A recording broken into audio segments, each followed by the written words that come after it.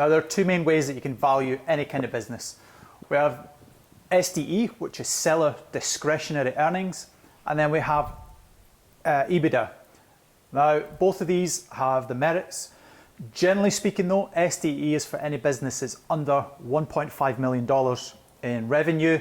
Anything above that tends to be EBITDA, because it's a more accurate metric. So what do they mean? So SDE, very simplistic terms, is the net profit of a company, and then you add on any other discretionary spend that the current business owner has within that business that they have put through as an expense. So that could be things like a company vehicle, that could be fuel costs, it could be employing a spouse to work in the business, it could be health insurance.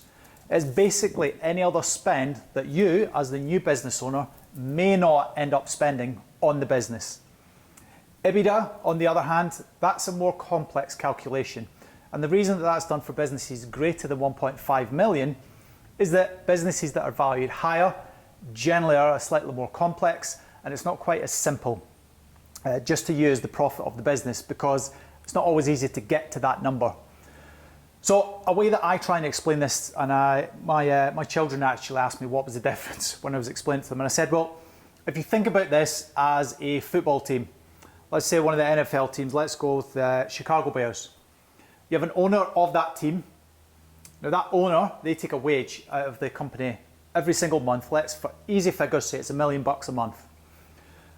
But the football team itself, they get ticket sales, they have merchandise, they have branding, they have licensing, they've got like hot dog stands, they've got all these other things that are income to the business.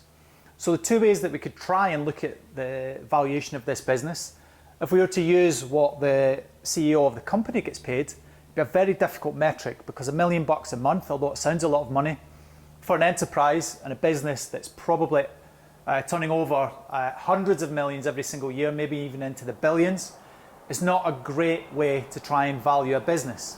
And that's kind of what SDE is like.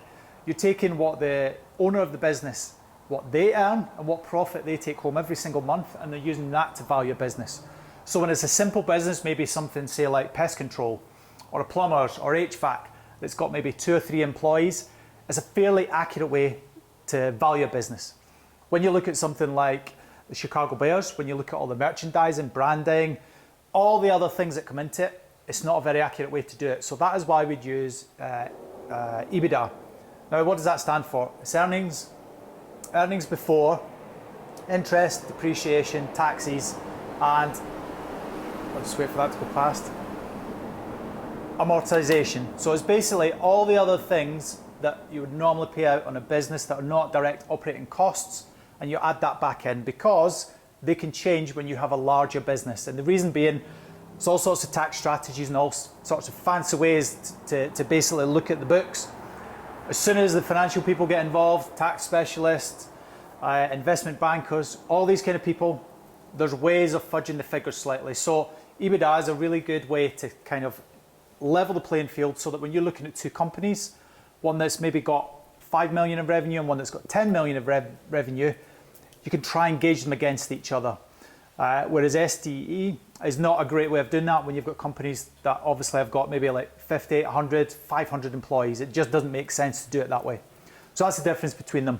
Pros and cons, well, basically, it's not so much pros and cons. One doesn't work. SDE only works for smaller businesses that have a relatively simple business structure with not a lot of complication in terms of profit, in terms of revenue and revenue streams, employees, all sorts of other fancy stuff that can be done when you start looking at it as an investment. So SDE is more for like your solopreneur, really, or the smaller business. EBITDA is for the big, large corporations that are looking to grow a lot, and that's how they use EBITDA.